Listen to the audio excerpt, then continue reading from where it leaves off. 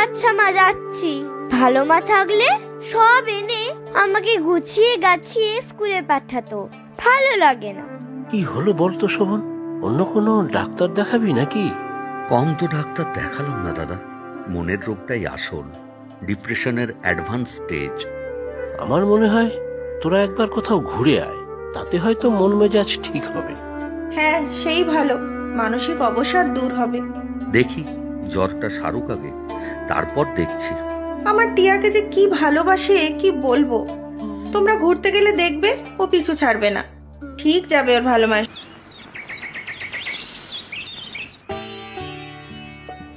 ভালো মা, ও ভালো মা, কোথায় তুমি? চলে এসেছিস? আয় আয়, এখানে চলে আয়। সেই কখন থেকে বসে আছি তোর জন্য। তুমি আজকে ভালো আছো ভালো মা? কি মজা কি মজা। আয়, তোকে খাইয়ে দেই।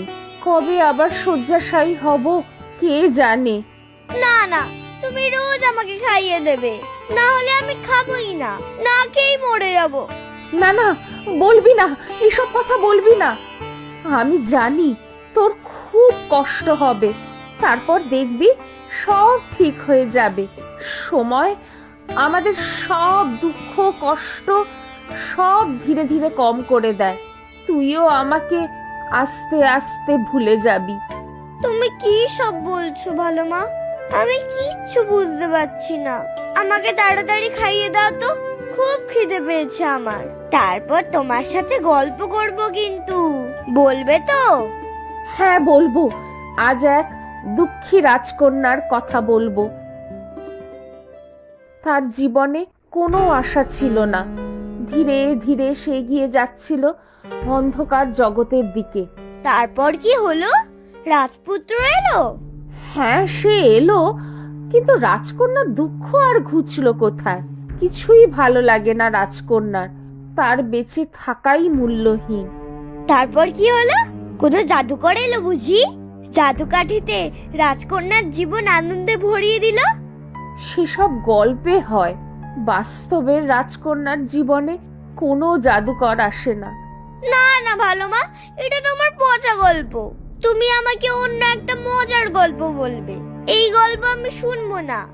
আচ্ছা ঠিক আছে, এখন তো খেয়ে নে। এই টিয়া, এখনো তোর খাওয়া হলো না? যাও তো তিথি, তুমি ঘরে গিয়ে শো তো এবার। কখন থেকে ঠায় বসে আছো, আবার শরীর খারাপ করবে।